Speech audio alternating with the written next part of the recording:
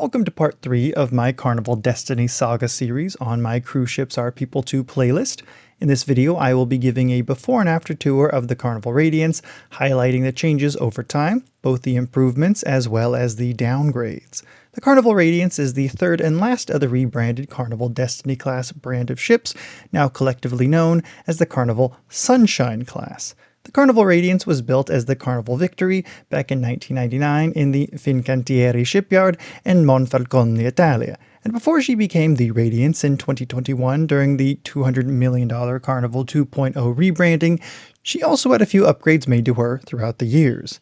Originally designed by American architect Joseph Farkas, the Carnival Victory debuted in 2000 on 4-night Caribbean cruises. Her theme was Great Seas of the World, and she at least initially had a very refreshing blue-green color palette with some bright salmon, reds, and really a very eclectic variety of colors and patterns indicative of the maximalist 90s design style.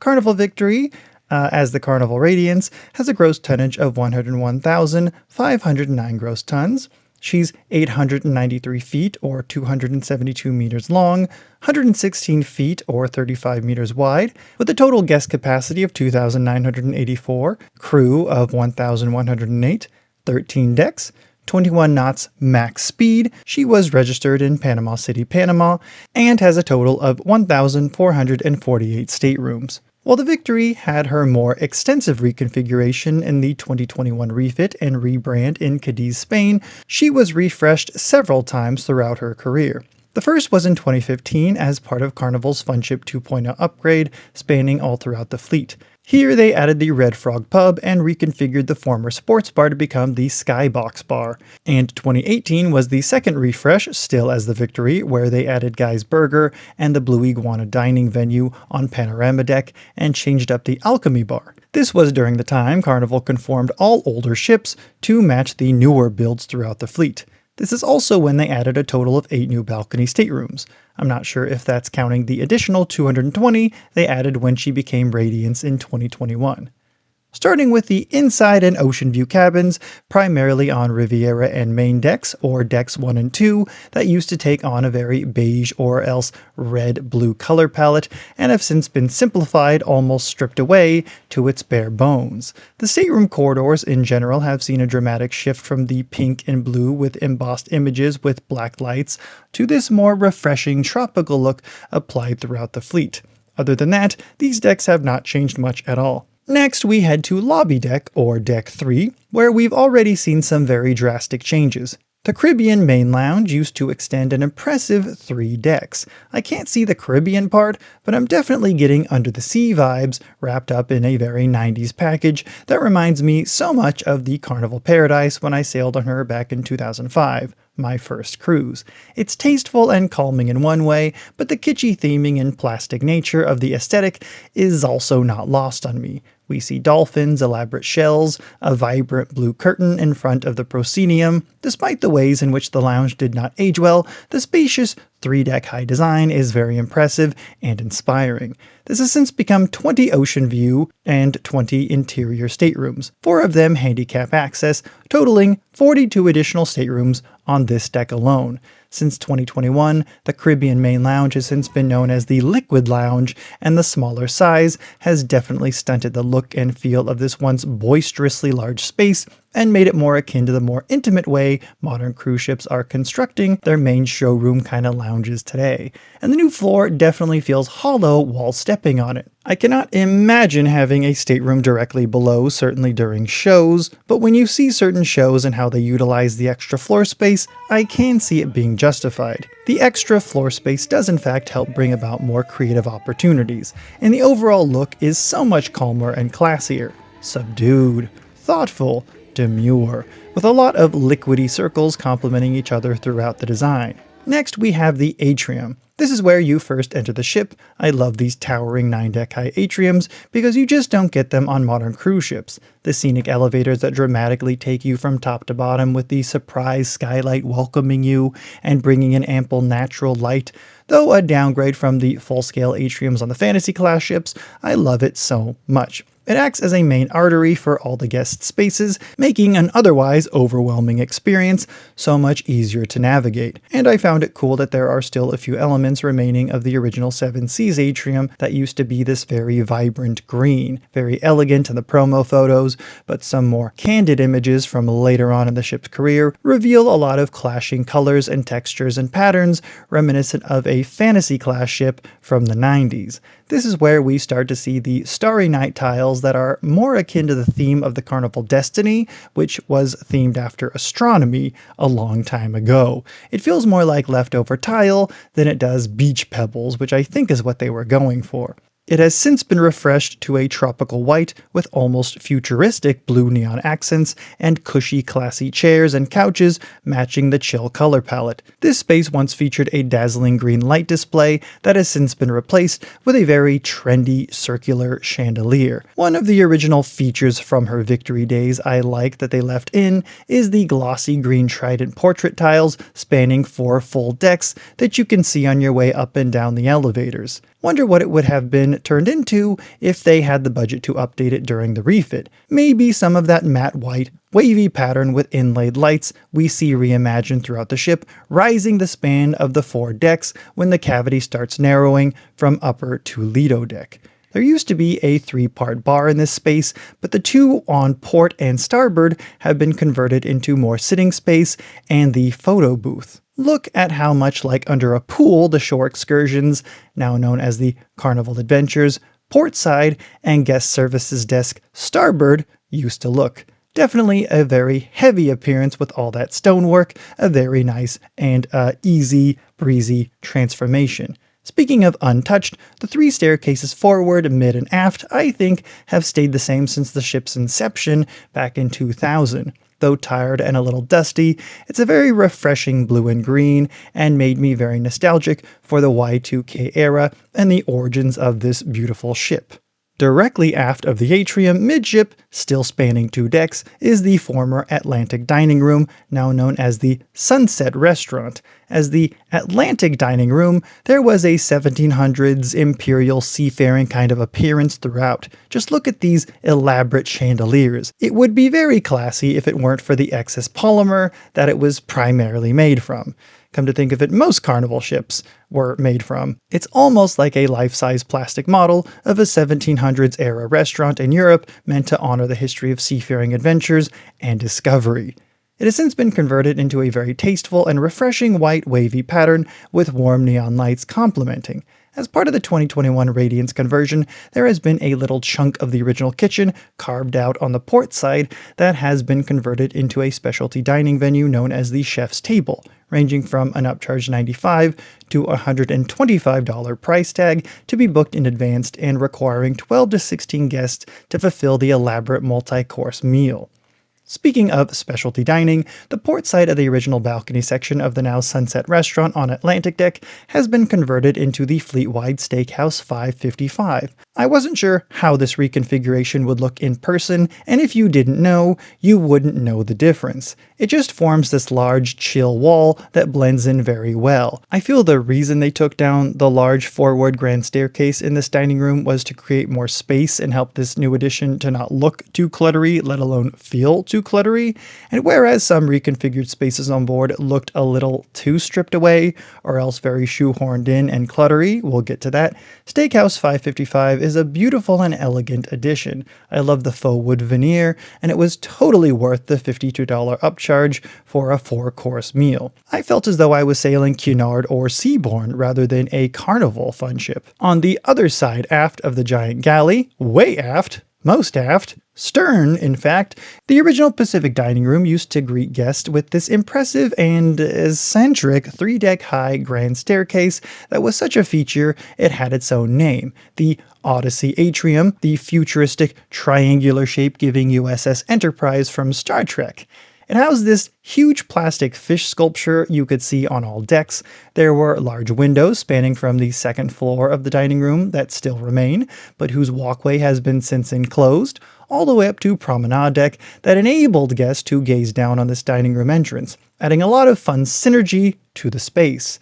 It has since been condensed to 2 decks, and this is one feature I wished still existed. This is one space where they have simplified and sanitized the decor rather than relaxed and classed it up. Dare I say, my first disappointment. The original Pacific dining room continued the seafaring ocean theme. Likewise, the white wavy design features we also see in the Sunset restaurant continues since the 2021 refit. Despite a few minor reconfiguration shifts, like expanding the size of the balcony on the second floor, it's virtually the same. Definitely the preferred dining room, as it has 90-degree ocean views that you can experience if you request an ocean view table, which for me never took any longer than an additional 10 minutes. I do love how they kept the mirrored pillars all throughout the ship, including the dining rooms. They shine brightly, and I think integrate into the contemporary decor brilliantly. By far one of my favorite spaces aboard the ship that hasn't changed whatsoever is what I like to call the lobby deck promenade.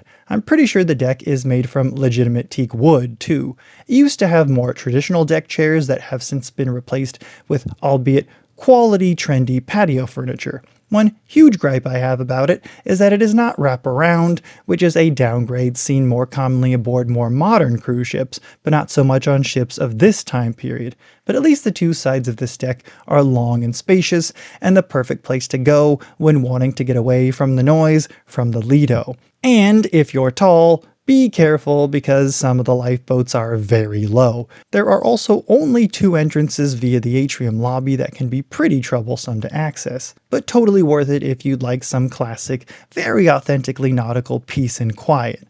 Making our way up to Atlantic Deck, or Deck 4, just aft what is now the first floor of the Liquid Lounge, is the photo gallery where they display photo prints taken of you throughout the cruise that you may want to purchase. It is now coined as Pixels Gallery and has been for some time. On the starboard side, just after the atrium, was once the Indian Library.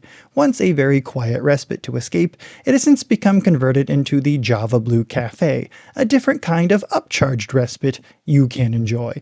It's nice to sit and enjoy an upcharged coffee or pastry or milkshake with the view of the muster station promenade or the atrium directly outside, but it is a small space and seats are limited. Working our way aft, wedged between the now Sunrise and Sunset dining rooms, you had the Ionian Room. That used to be a dance club made to look like a classy sort of Greek Revival lounge from the late 1800s maybe, with a huge bar situated on the forward bulkhead. It has since been converted into the Limelight Lounge. The bar is in the same place, but reconfigured, as has the entire space really, converted into more of a stage show theater. Significantly glammed up. Sadly, on my cruise it was closed most of the time, and only open for very specific events, maybe due to its tight and awkward location, wedged between the 2 dining rooms. In its Ionian form, it actually reminds me a lot of the Limelight Lounge aboard the Carnival Firenze.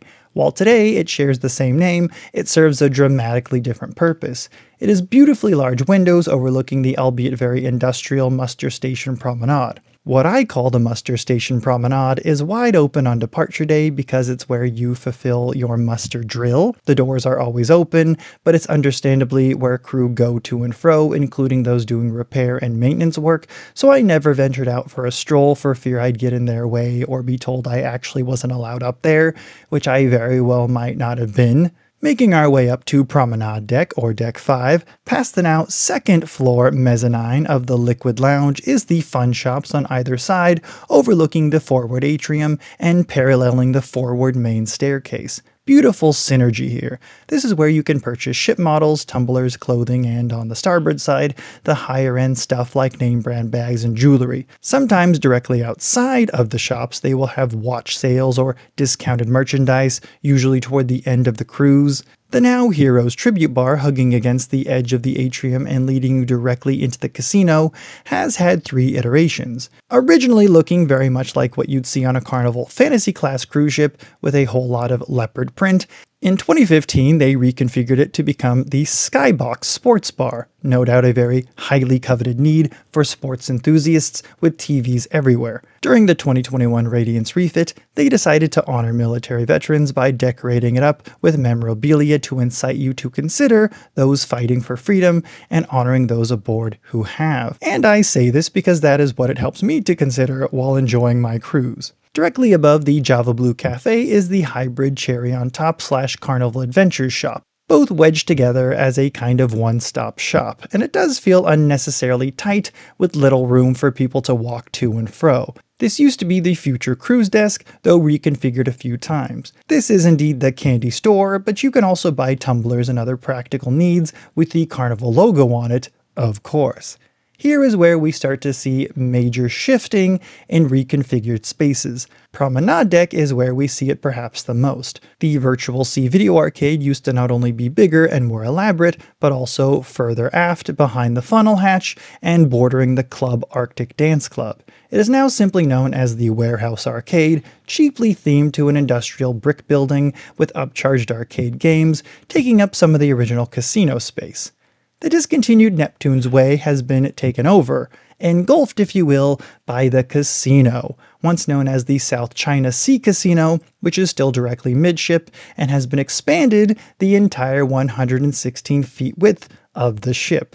The former decor might have been a bit much and very plasticky, but I for one much prefer this over this. Neptune's Way was a beautiful, breathable interior promenade that allowed you to ease your way from one venue to another, still very much present on the remaining Fantasy-class ships and inspired by ocean liners from the past and their promenades. The windows were just big and beautiful. What was once the Internet Cafe, kind of obsolete now with modern smartphones, is the strangely liminal, shoehorned-in photo booth space that is void, empty, and sadly unused a lot of the time. What a perfect waste, in my opinion, of the large windows looking out into the sea, now mostly covered by slot machines and dark shades. And while the Starry Night tile was kitschy, it was a much nicer alternative to the cheaply replaced white and black tile used as a walkway from aft promenade to forward atrium that functions the same as Neptune's Way used to, but is directly in the casino, just not as pleasant of an experience. They also simplified the Trident bar attached to the casino and directly forward of the midship staircase to blend in more with the darkened space. Complementing and part of the spacious Neptune's Way promenade was the Coral Sea Cafe that offered upcharged coffee and pastries that is now one deck below and has since replaced the Indian Library to become the Java Blue Cafe. It has now been converted into the upcharged Bonsai Sushi, offering a variety of high-quality Japanese dishes, and I think is a beautiful use of the space and very elegantly put together, where they actually utilize the large promenade windows for maximum scenic viewing opportunity.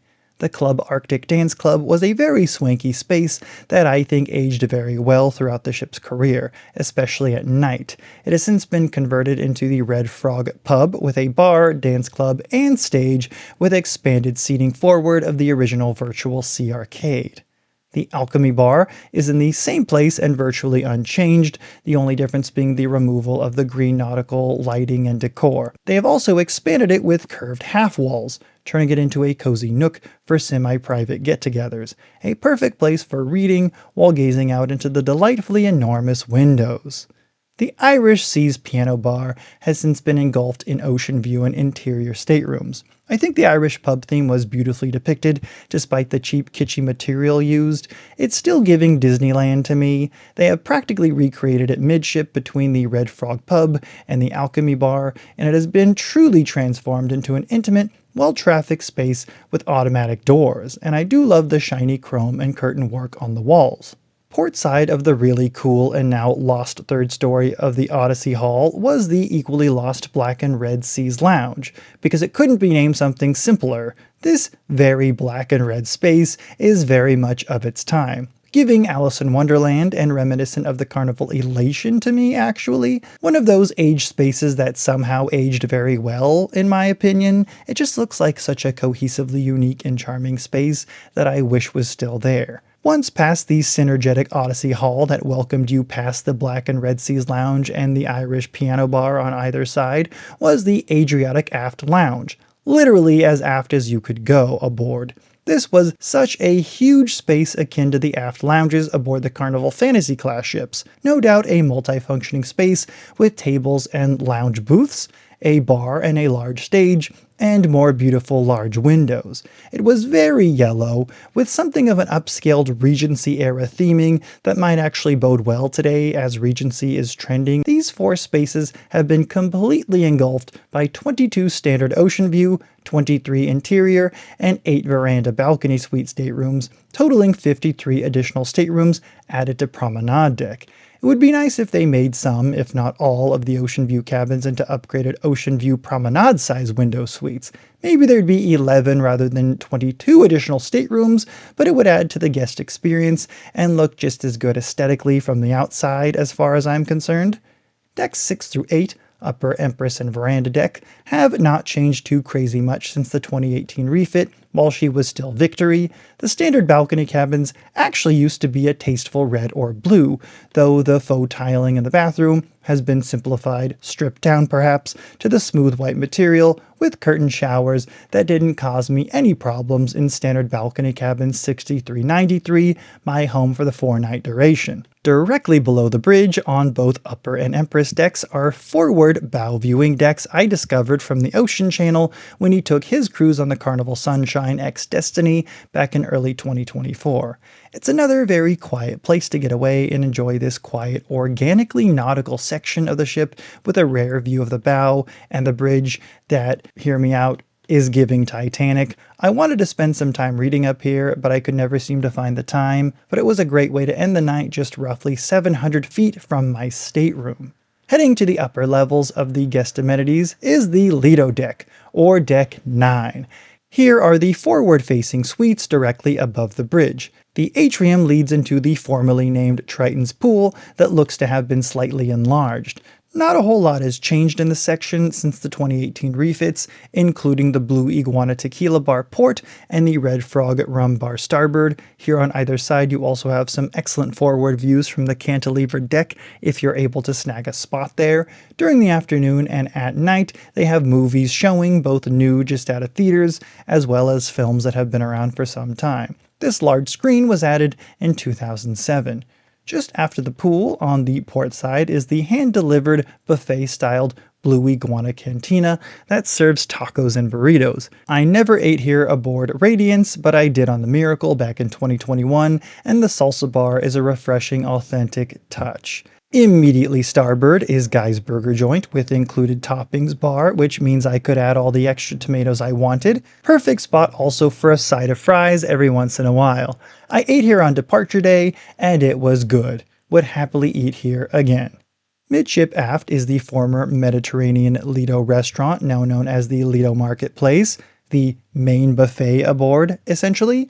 Maintained is the included portside deli offering a variety of sandwiches. Starboard used to be Chopsticks, but has since been replaced with the upcharged Seafood Shack. I purchased 3 oysters at $2.50 each, very succulent and very high quality. I kept the shells as souvenirs. Wonderful semi-private seating on this side, but not very secret. The very overwhelming, kitschy, and eclectic Mediterranean theme, indicative of that famous Tuscan kitchen look spread throughout suburban homes in the early 2000s, has gone perhaps from ultra-maximalist to fully stripped-down minimalist. The narrow, wavy vertical lines look more like what was underneath than a decorative added feature, in my opinion, and the tiles were better left brown as far as I'm concerned. The Lido Buffet used to span 2 decks with a big beautiful skylight topping it off and making it look all the more spacious. The second floor has since become an upcharged Italian restaurant called Cucina del Capitano, but open to guests during the late night buffet, served between 8:30 p.m.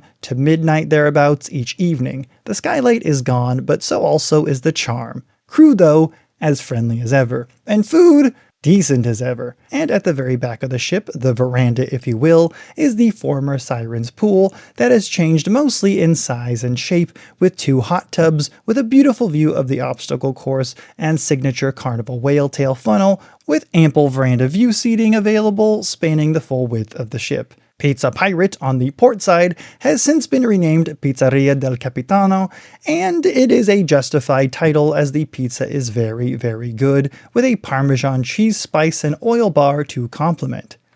The Seafood Shack has since been replaced by Shack's Big Chicken, and this place is legit as good as any $13 to $25 price sandwich at home and made in person on the spot. They're even open the last morning on disembarkation day. Wink, wink, hint, hint. The Sirens Bar on the port side is now just the bar, but in exactly the same spot. This is where I got my mojito while departing Catalina. Walking up from either the aftmost staircase via the veranda pool section is Panorama Deck, or Deck 10. The veranda pool section once housed a retractable skylight. This has since been done away with, shortened, and replaced with Guy's Pig and Anchor Barbecue Smokehouse, directly behind Cucina del Capitano, which is still something of a hidden gem, as no one was there on embarkation day, surprisingly.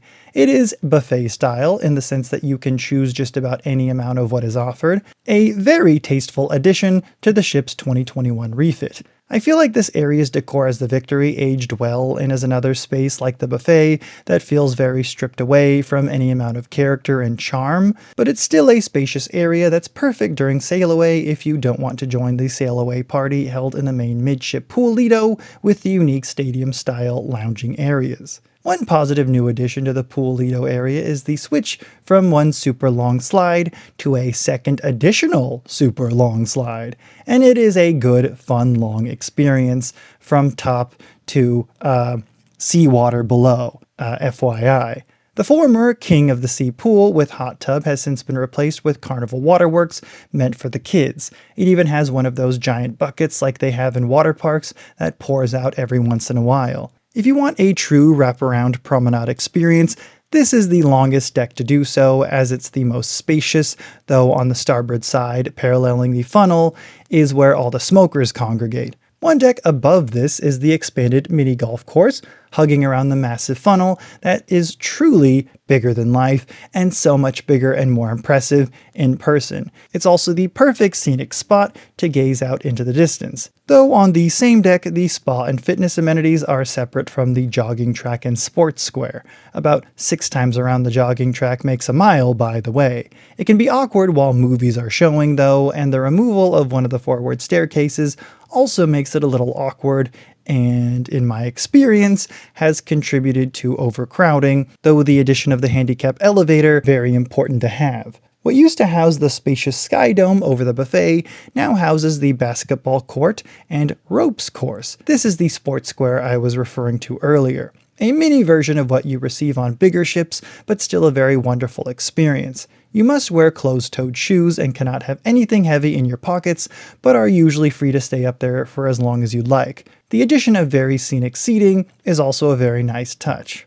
Completely forward are the fitness and spa amenities that have turned into a complete mess, in my opinion. The fitness center itself has shifted slightly with the fitness studio moved from mid to port, but it is virtually the same, even if the charming half-round staircase has been reduced to 1. As for the spa amenities in the same vicinity, there used to be a men's side and a women's side. The steam and sauna rooms were included and featured floor-to-ceiling ocean view windows, and you had one for men and for women on either side of the ship. In the 2021 refit, it has since been reduced to one small single steam room, shoehorned in the middle and made unisex. It's very small and very cheaply put together in my opinion, but at least you have that option if so desired. The former men's side of the spa on the port side has been changed into an upcharged thermal suite with private sauna, shower, and aroma steam, all included if you book a spa balcony cabin,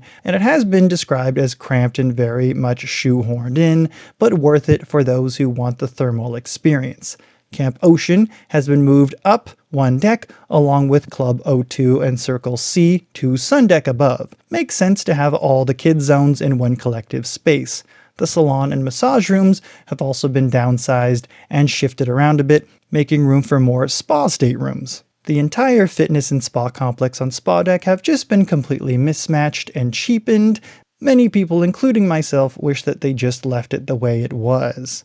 Sun and Sky decks, decks 12 and 14, 13 doesn't exist, provides those 18-year-old and over some respite, though one's housing 2 hot tubs instead of the lukewarm one it currently houses. Though oddly asymmetric, the added space on the port side of Sky Deck with great forward views of the skylight and beyond is really nice. And that is a rather extensive before and after tour of the Carnival Victory turned Carnival Radiance. I'm so happy these ships are still in service. I would happily sail aboard the Radiance again. Subscribe and comment your favorite as well as your least favorite changes made to the Carnival Radiance. Do you have any memories while the ship was the Victory? Stay tuned for more cruise related news. Happy cruising. See you on the high seas.